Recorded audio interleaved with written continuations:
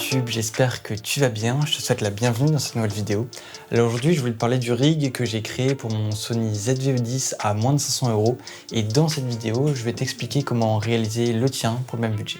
Allez, on est parti. Au fur et à mesure de la vidéo, je t'afficherai les prix à l'écran de tout ce que j'ai acheté et je te mettrai aussi en description les liens de tous les produits. Pour commencer ton rig, il faudra que tu te munies d'une cage comme celle-ci afin d'accrocher tous les éléments externes que nous allons mettre autour de notre boîtier. Personnellement, j'ai opté pour une cage de chez Neewer puisqu'elle avait l'avantage d'avoir de l'arc suisse en dessous et tu verras dans la suite de cette vidéo que je l'utilise énormément.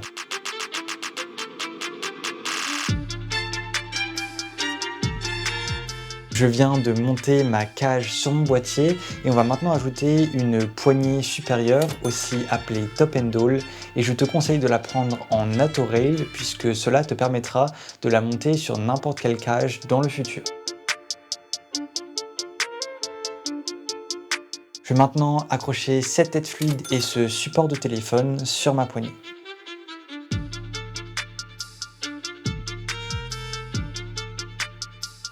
Grâce à cette installation, je vais pouvoir utiliser mon téléphone comme moniteur externe en haut de la poignée.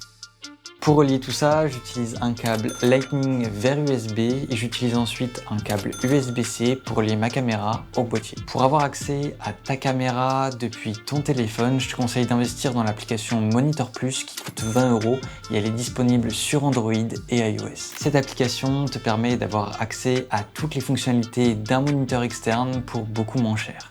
Alors certes, la qualité d'écran n'est pas la même que sur des moniteurs externes, mais depuis que j'ai un iPhone, la qualité est vraiment correcte et je m'en sers vraiment au quotidien pour monitorer tout ce que je filme. On va maintenant ajouter ce qui est selon moi la pièce maîtresse de ce rig, un support de batterie V-mount.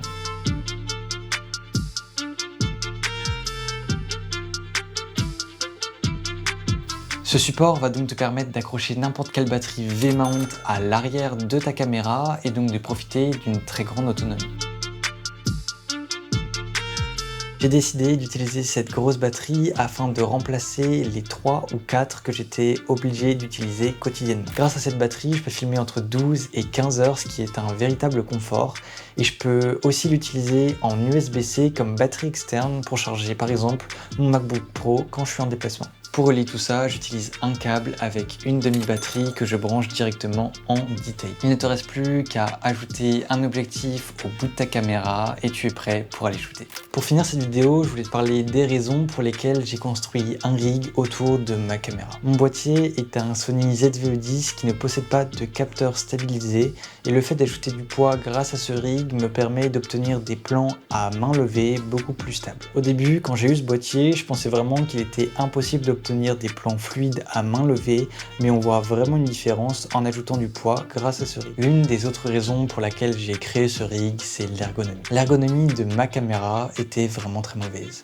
J'avais souvent peur de la faire tomber, mais depuis que j'ai ce rig, j'ai l'impression d'avoir une vraie caméra entre les mains et c'est un vrai confort pour les tournages. C'est déjà la fin de cette vidéo, j'espère qu'elle t'aura plu. N'hésite pas à me dire en commentaire ce que tu penses de ce rig.